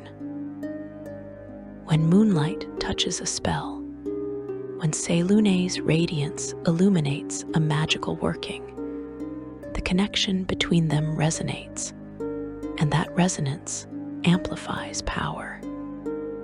Clerics of Selûne often multiclass as wizards or sorcerers, and they find the transition easier than clerics of other deities. Their prayers already flow through channels marked by the Moon Maiden's sacrifice. Their divine magic already carries echoes of the moment when she tore out her essence and transformed it into accessible power. Learning to manipulate the weave feels natural to them, like learning a second language from a culture closely related to your own. The grammar is different, but the root words remain familiar. Similarly, wizards who study the history of magic inevitably develop reverence for Selûne, even if they primarily worship Mystra. They understand that without the Moon Maiden's sacrifice, their art would not exist. Every spell they learn, every magical theory they master, every breakthrough in arcane understanding exists only because a goddess chose to diminish herself permanently. Smart wizards offer prayers to both deities, thanking Mystra for maintaining the weave and Selûne for creating it in the first place. The churches of both goddesses have complex relationships with each other. Officially, they are separate institutions with distinct hierarchies and practices. Selûne's followers focus on navigation, protection of travelers, opposition to undead and lycanthropy, and the eternal struggle against Shar's darkness. Mystra's followers concentrate on the advancement of magical knowledge, the responsible use of power, and the maintenance of the weave's integrity. On the surface, these seem like different missions pursued by different organizations. But dig deeper, talk to the high priests and archmages who truly understand the theological implications of Selûne's sacrifice, and you find a different story. Many temples of Selûne contain shrines to Mystra, acknowledging the daughter born from the mother's pain. Many circles of Mystra's worshippers observe lunar holidays, celebrating the full moon as a reminder of where their power ultimately originated. Joint rituals occur more frequently than outsiders realize. Ceremonies where clerics of both goddesses work together to accomplish what neither could achieve alone. There is a theological debate that has raged for thousands of years among scholars of divine nature.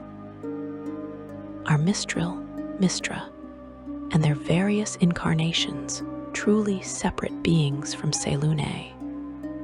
Or are they aspects of the Moon Maiden herself, pieces of her consciousness that gained independence while remaining fundamentally connected to their source?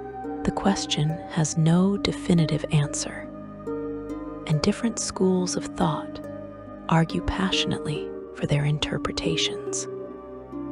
Those who believe in complete separation point to Mystra's distinct personality and priorities.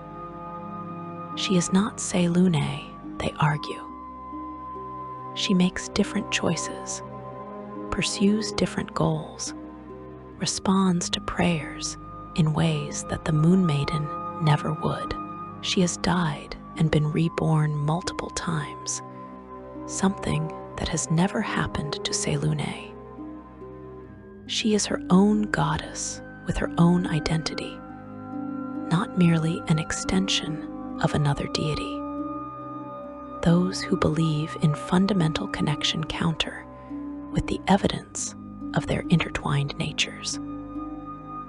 Magic responds to moonlight. Spells cast in Selûne's name flow through the weave as smoothly as those cast in Mystra's name. When one goddess suffers, the other feels it. Based on what we know of their shared essence, this suggests they remain connected at a fundamental level despite being separate consciousnesses. They are not the same being, these scholars admit, but they are not fully separate either. They exist in a state of divine relationship that has no parallel among other deities. Perhaps the truth lies somewhere between these extremes.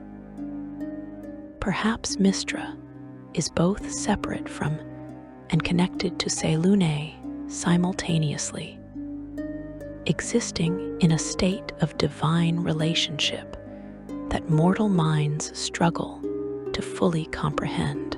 Perhaps the question itself is flawed, trying to apply categories of separate and connected that do not adequately describe the reality of gods and their relationships. What cannot be debated is the ongoing cost of Selûne's sacrifice. She has never recovered the piece of herself that became Mistral. She has never healed from that self-inflicted wound. For more than 37,000 years, she has carried an emptiness at her core, a fundamental incompleteness that defines her existence as much as her domains and portfolios do. Other gods are whole unto themselves. Selûne is not. She is a goddess missing part of her divine essence, functioning despite permanent damage that would have destroyed lesser beings. This affects her power in ways both obvious and subtle. She is not as strong as she should be, not as mighty as a goddess of her age and importance ought to be. When she battles Shar, which happens regularly across the millennia, she fights from a position of inherent disadvantage.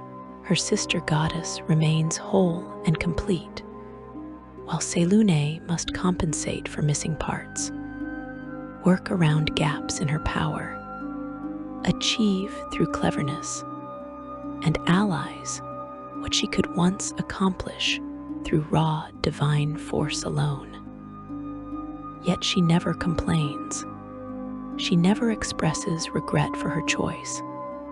When her followers ask whether she would make the same decision again, knowing the cost, she answers without hesitation. Yes, always yes. 1,000 times yes. She would sacrifice herself 1,000 more times if that was what it took to preserve life and light and hope. The pain is worth it. The diminishment is acceptable. The wound is a price she pays gladly for the world she saved. This attitude influences her worshippers profoundly. Selûne's faithful are known for their willingness to sacrifice personal comfort for greater goods. They defend the vulnerable knowing they might die doing so. They light beacons in dangerous places to guide travelers they will never meet. They fight undead and lycanthropes that threaten communities far from their own homes. They embody their goddess's sacrifice through their own choices, understanding that some costs are worth paying and some wounds are worth suffering. Wizards who truly understand magic's origins often develop similar attitudes. They recognize that their power comes from sacrifice, that every spell they cast is made possible by a goddess's pain. This understanding makes them more thoughtful about how they use magic, more careful about treating power as a gift rather than a right. The best wizards never forget what it cost to make magic possible. The worst treat it as their due, taking for granted what should inspire reverence and gratitude. The weave itself bears marks of its origin.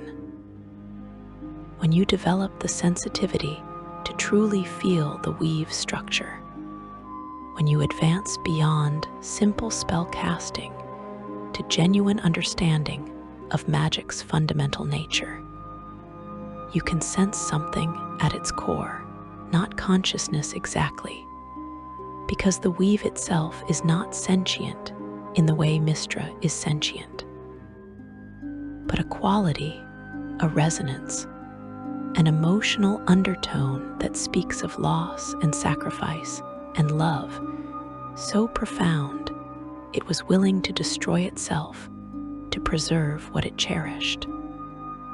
Archmages who reach the highest levels of magical understanding report experiencing visions when they touch the deepest levels of the weave. They see a goddess tearing at her own essence, feel her agony as if it were their own, witness the birth of magic from divine blood. These visions could be interpreted as memories encoded into the weave itself, echoes of the moment of its creation that remain accessible to those skilled enough and sensitive enough to perceive them. Some wizards find these visions disturbing. They would prefer to believe magic is natural and neutral, a force like gravity or electromagnetism that exists independently of divine intervention. Learning that their entire art is built on a goddess's trauma challenges their worldview and forces them to reconsider fundamental assumptions about power and its costs. A few abandon magic entirely after experiencing these visions, unable to continue wielding power that came from such terrible sacrifice. But most find the visions inspiring rather than disturbing. They see Selûne's choice and understand the depth of love it represents. They witness her willingness to suffer permanent damage to save the world and feel called to similar courage in their own lives. They touch the echo of her pain and resolve to honor it by using magic responsibly, carefully, with full awareness of what it cost to create. The relationship between Selûne and Shar remains relevant to this discussion because it never truly ended. The war that sparked magic's creation continues to this day, fought not with the cosmic forces of primordial times, but through mortal agents and subtle manipulations. Shar still seeks to return reality to perfect void. Selûne still defends the light and life that her sacrifice made possible. And magic itself has become a weapon in their ongoing conflict. Shar hates magic. This might seem strange given that her followers include many powerful wizards and sorcerers. But her hatred is theological rather than practical. She hates what magic represents, the democratization of power that allows mortals to change their circumstances and reshape their reality. The void she loves demands acceptance, surrender, the peace of non-resistance to entropy and decay. Magic is the opposite of this. Magic is active resistance to the natural order. Magic is mortals refusing to accept what fate gives them and choosing to fight back. More than that, magic is a constant reminder of Shar's greatest defeat. Every spell cast is proof that she lost the primordial war. Every wizard who studies is evidence that Selûne's sacrifice succeeded. Every magical working demonstrates that light and life triumphed over darkness and void. The weave itself is a monument to Shar's failure, visible to anyone with the ability to perceive magical energy, undeniable proof that her sister's desperate gamble paid off. So Shar works to undermine magic whenever possible. She sponsors research into anti-magic fields and spells that disrupt the weave. She encourages her followers to destroy magical texts and murder wizards. She supports the development of weapons and technologies that do not rely on arcane power, alternatives that might make magic irrelevant or obsolete. She cannot destroy the weave directly, not without becoming a goddess of magic herself, and that would require acknowledging magic's validity. But she can chip away at it, weaken it, create dead zones where the weave does not function and magic fails. Selûne opposes these efforts not merely because she created magic, but because she understands what its loss would mean. Magic gives mortals the power to defend themselves against forces that would otherwise overwhelm them. Magic allows the weak to stand against the strong.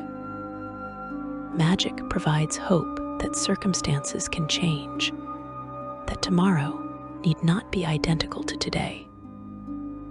Without magic, mortal civilizations would be far more vulnerable, far more helpless, far more likely to succumb to despair and accept Shar's promise of peaceful void. The struggle between the sister goddesses plays out in every magical college and wizard's tower. Students who study arcane arts under Selûne's light honor her sacrifice and use their power to defend and create.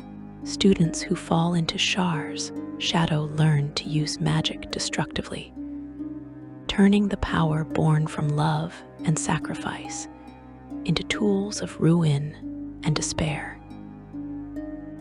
The same spell can serve opposite purposes depending on the caster's allegiance and intention. This brings us to the contemporary implications for you, the spellcaster navigating a world where magic is common, but its origins are largely forgotten. Most wizards never learn the full story of Selûne's sacrifice. They study the weave as neutral infrastructure, master spells through practice and repetition, advance through the ranks of magical knowledge without ever understanding the theological and historical context that makes their art possible. This ignorance has consequences. Wizards who do not understand magic's cost are more likely to abuse it, to treat immense power casually, to pursue dangerous research without considering the implications. They see the weave as a resource to be exploited rather than a gift to be honored. They push boundaries without understanding why those boundaries exist in the first place. They are skilled but not wise, powerful but not responsible. You can be different. You now know the truth. You understand that every time you reach into the weave, you are touching divine essence torn from a goddess who loved the world enough to mutilate herself to save it. You know that magic is not your right, but your inheritance. purchased at a cost you could never repay. You know that Selûne still carries the wound of her sacrifice, still feels the absence of what she gave away, still chooses every day to accept permanent incompleteness so that you can have power. This knowledge should change how you practice magic. It should make you more thoughtful about which spells you cast and why. It should inspire gratitude rather than entitlement. It should make you pause before undertaking dangerous research or pushing boundaries. Asking yourself whether the potential gain is worth the risk to the weave that Selûne paid so dearly to create. It should also inspire courage. Selûne did not sacrifice herself so that magic could be hoarded by the cautious and timid. She created power that mortals could wield precisely because she believed mortals deserved that power, needed that power, could be trusted with that power despite all the risks involved. She gave you magic because she had faith that you would use it more often for good than for ill, that you would defend more than you would destroy, that you would create more than you would ruin. Live up to that faith. Use magic boldly but responsibly. Push boundaries while respecting the fundamental structures that keep the weave stable. Research new applications of power while remembering the lessons of Karsus and the ban that prevents his mistake from being repeated. Be worthy of the sacrifice that made your art possible. Remember also that the story is not finished. Mystra has died 3 times and been reborn 3 times. Selûne and Shar continue their war across millennia. Magic itself continues to evolve, developing new forms and applications that even Mistral never anticipated. You are part of this ongoing story. Another chapter in the epic that began when a goddess tore out her own heart to save everything she loved. The choices you make with magic matter. The spells you develop might be used by wizards 1,000 years from now. The research you pursue might lead to breakthroughs that reshape magical theory. The way you treat power will influence students who learn from your example. You are not merely a wizard casting spells. You are a keeper of Selûne's legacy, a wielder of divine sacrifice, a living connection to the moment when magic was born from blood and tears and love. So cast your spells with intention. Study your art with reverence. Push your boundaries with wisdom. Honor the goddess who gave everything so that you could have power. Remember that magic is not neutral force, but divine gift, not natural resource, but sacred inheritance, not mere tool, but living legacy of sacrifice, so profound that it reshaped reality itself.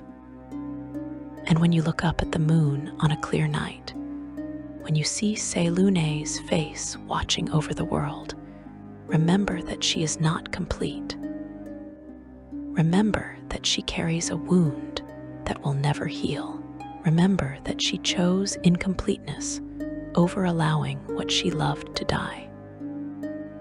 And remember that the power flowing through your fingertips, the magic you wield with such practiced ease, exists only because she made that choice. That is the truth of magic's origin. That is the story every wizard should know. That is the sacrifice that makes your art possible. a goddess tore out her own divine essence, suffered agony beyond mortal comprehension, accepted permanent diminishment, all because she loved the world enough to save it at any cost to herself. Never forget that. Never take it for granted, and never waste the power that cost so much to create.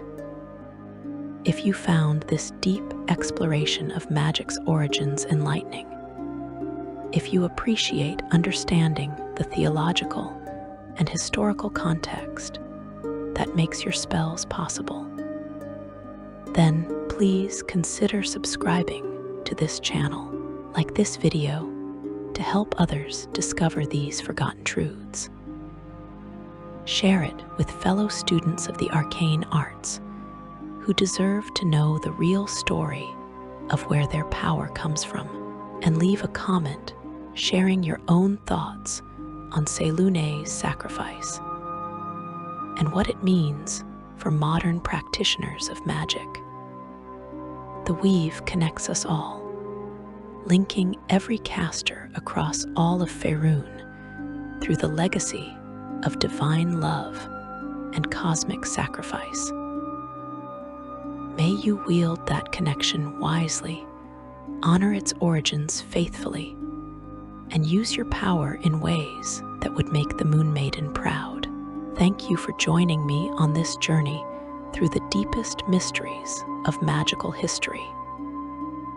Until next time, may Selûne's light guide your path, and may Mystra's wisdom inform your casting.